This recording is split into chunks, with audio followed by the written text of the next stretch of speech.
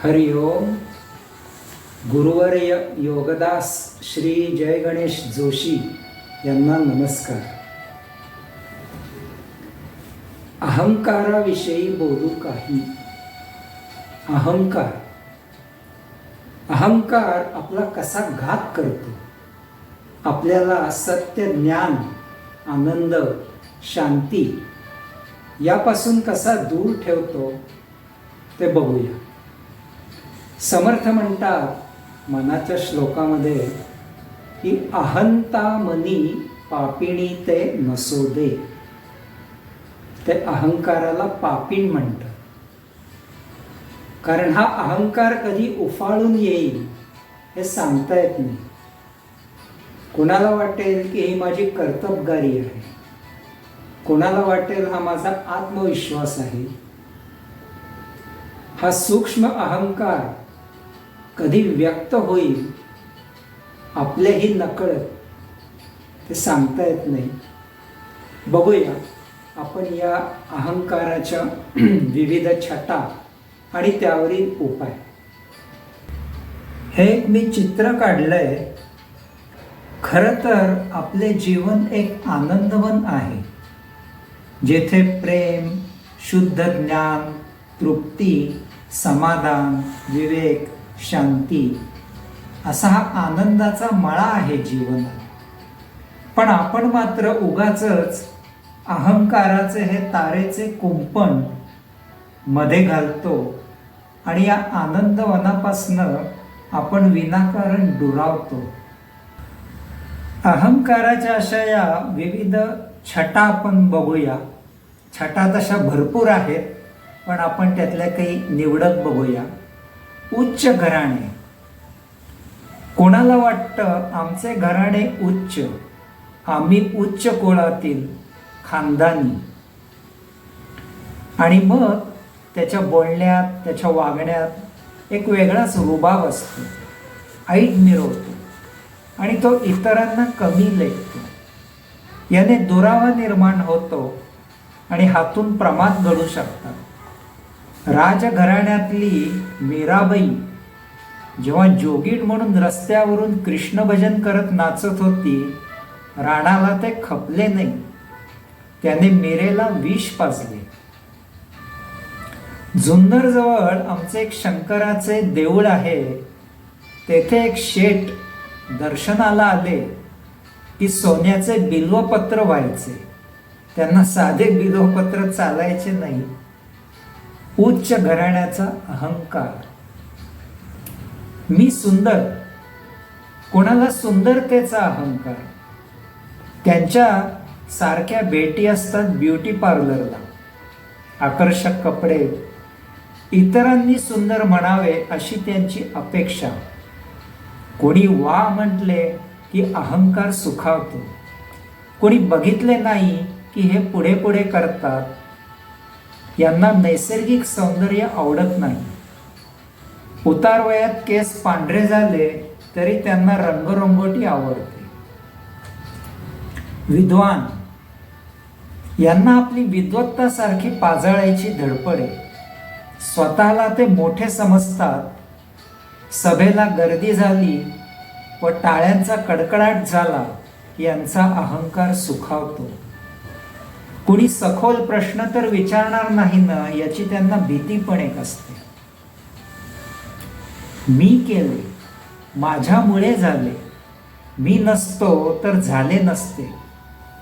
मी करता हा भाव. अष्टावक्र गीतेत अष्टावक्र मुनी राजा जनकाला म्हणतात की मी करता या काळ्या विषारी सापाचे विष तुझ्यात भिनले आहे, ते पहिले काढून टाक. कुणाला प्रसिद्धी, प्रतिष्ठेची हाव असते. भोवती लोक जमावेत, आपला मान सन्मान व्हावा, वर्तमानपत्रात फोटो यावेत, समारंभाला प्रमुख पाहुणे म्हणून आपल्याला बोलवावे, की यांचा अहंकार सुखावतो. नाहीतर येन केन प्रकारे अयोगिक मार्गाने ते तसे घडवून आणतात. लोक काय म्हणतील ही भीती काहींना असते. जणू काही आपण इतरांसाठी जगतोय आपल्याला जीवनच नाही. आपल्या आनंदाची किल्ली आपण इतरांच्या हातात दिली. आपल्याला आत्मप्रेरणाच नाहीत. लोक छान म्हटले की आपण खुश, आणि लोक इतर काही म्हटले की हा नाखुश. म्हणजे कुछ तो लोग कहेंगे, लोगों का काम है कहना. लोक उगाच काही ना काहीतरी म्हणतच राहणार. एक खोटा मुखवटा माणूस धारण करतो. मनातून नाही आवडले तरी वरून सुहास्य वदन करतो, उत्तम अभिनव करतो. आत एक बाहेर एक. निर्मळ निर्लेप नैसर्गिक जीवन नको असते, डांबिक आचरण. कोण म्हणतो आम्ही श्रेष्ठ, तुम्हाला काही कळत नाही. तुम्ही प्रथम माझे ऐका, मी काय म्हणतो ते ऐका.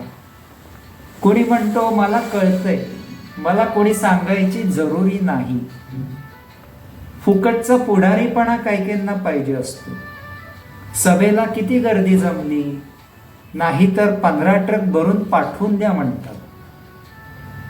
काहींना धार्मिकतेचा अहंकार. पूजा अशीच करा, गंध उभेच लावा, आडवे नको, आमचा देव मोठा. सकाळी 5 देवळात अनवाणी गेल्याशिवाय, 3000 वेळा जप केल्याशिवाय आम्ही पाणी पण घेत नाही. आज लग्नाला 12 वर्षे झाली, अजून पत्नीला स्पर्श पण नाही केला. अहंकार. याने परमात्मा प्राप्त होणार आहे का? सत्ता पिपासू. हिटलर म्हणतो माझ्या देशात फक्त आर्यन, नॉर्डिक, जर्मन पाहिजे. इतर ज्यू, पोलिश, अपंग यांचा रस्ता गॅस चेंबर्सचा. त्यांना जगण्याचा अधिकार नाही. जगज्जेता सिकंदर मृत्यू जवळ आल्याची जाणीव होताच शेवटची इच्छा व्यक्त करतो की माझे हात मेल्यावर बांधू नका, मोकळे सोडा. मला जगाला दाखवायचंय की जगज्जेता सिकंदर शेवटी रिकाम्या हातानेच गेला. लहान मुले ते वृद्ध, सर्वांनाच येथे अहंकार आहे. लहान मुलालाही खेळताना तो पडला की तो हळूच बघतो, कोणी आपल्याला पाहतंय का. पाहत असेल तर रडायला सुरुवात करतो, कोणी पाहिलं नाही की लगेच खेळायला सुरुवात करतो. वृद्धांना पण असंच आहे. आपल्या जुन्या आठवणी पाजळत बसतात. जुनं ते सोनं म्हणतात. काळाबरोबर बदलायची त्यांना ते जरूर वाटत नाही, आणि मग विनाकारण दुरावा होतो.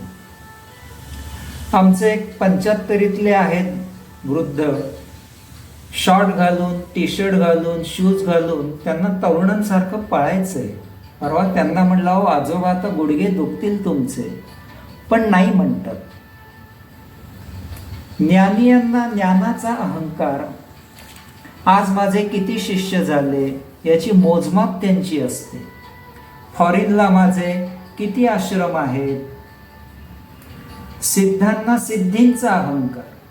चांगदेव महाराज तर वाघावर बसून हातात सापाचा चाबूक घेऊन ढोल नगारे वाजवत हजारो शिष्यांसह ज्ञानदेवांना भेटायला आले. अहंकार. समाजसेवा करणाऱ्यांनाही अहंकार. ते ठणकावून सांगतात की मी 6 सामाजिक संस्थांवर काम करतो बर का, पण अगदी निरपेक्ष भावनेने, एकही पैसा मानधन घेत नाही.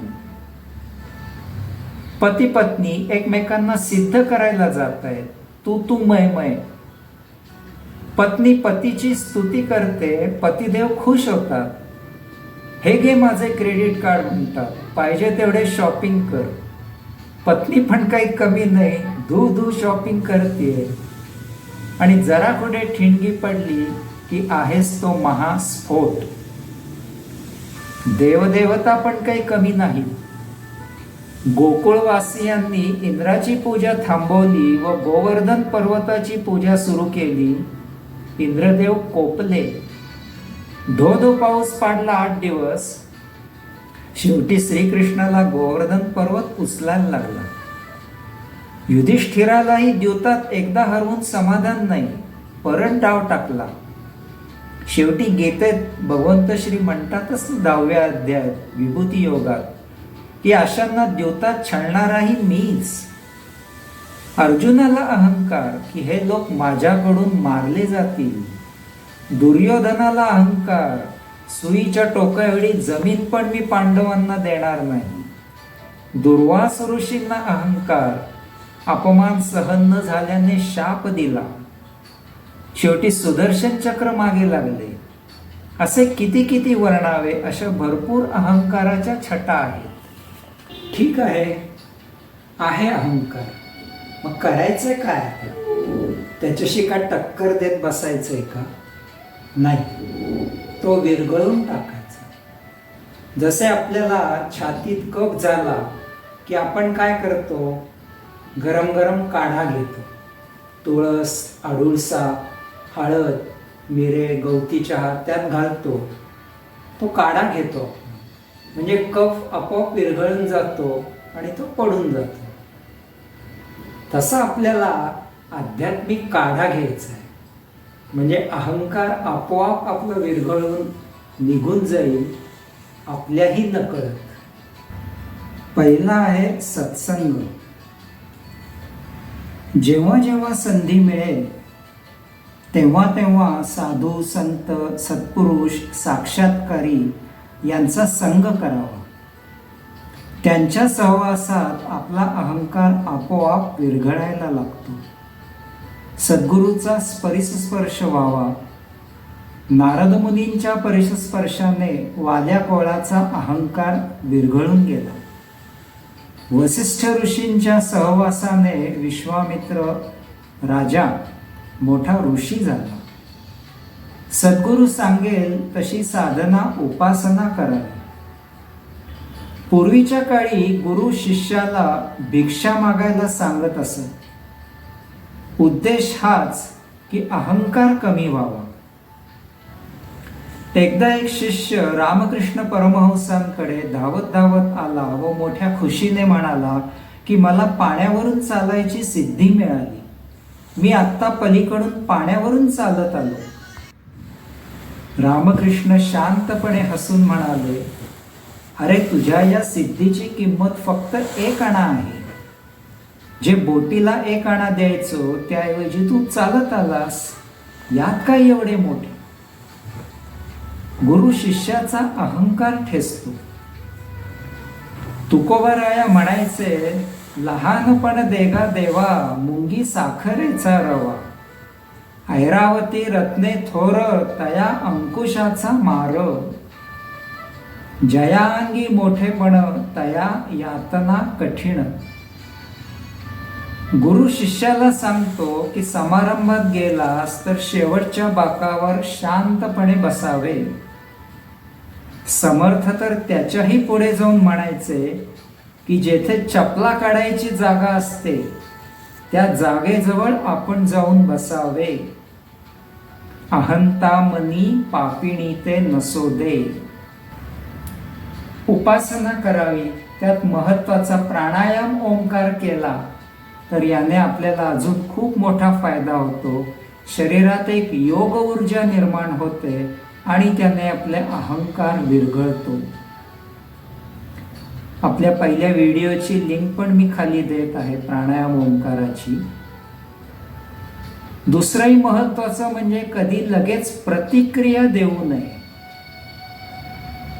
थोडा वेळ मध्ये घ्यावा आणि मग प्रतिक्रिया द्यावी. पटकन देऊ नये, त्यांनी पण आपला अहंकार कमी व्हायला मदत होते. एकांत साधावा. आपला थोडा स्वाध्याय केला पाहिजे. आपला अहंकार कुठे उफाळून येतो हे आपल्याला थोडे हळूहळू नंतर कळायला लागते. जप करावा, ध्यान लावावे आणि भक्ती प्राप्त व्हावी. भक्ती खूप महत्वाची आहे, त्याच्यामध्ये आपल्याला समर्पण होते आणि मग आपण या आनंदवनात प्रवेश करतो आणि जेथे आहे प्रेम, शुद्ध ज्ञान, प्रज्ञा, स्वस्वरूपावस्था, कैवल्य, साक्षीभाव, असा आपला या आनंदवनात प्रवेश होतो. गीतेच्या 18व्या अध्यायात भगवंत श्री म्हणतात, माम एकम शरणम व्रज, केवळ मलाच शरण ये. अर्जुन महाराज भगवंत श्रींना शरण गेले, त्यांचा अहंकार गळून गेला, उद्धार झाला. पण दुर्योधन मात्र झुकू नाही शकला भगवंत श्रींसमोर, अधःपतन झाले.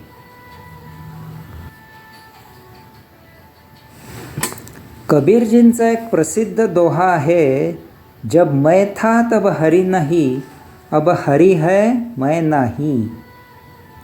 जोपर्यंत अंतःकरणात मीपणा, अहंकार होता, तोपर्यंत तेथे भगवंत श्री नाहीत. आता भगवंत श्री आत आले आणि माझा मीपणा आपोआप गळून गेला. अंतःकरणात आत्मदीप उजळला आणि अज्ञान, अहंकार, भ्रमाचा अंधार मिटून गेला. हरिओम.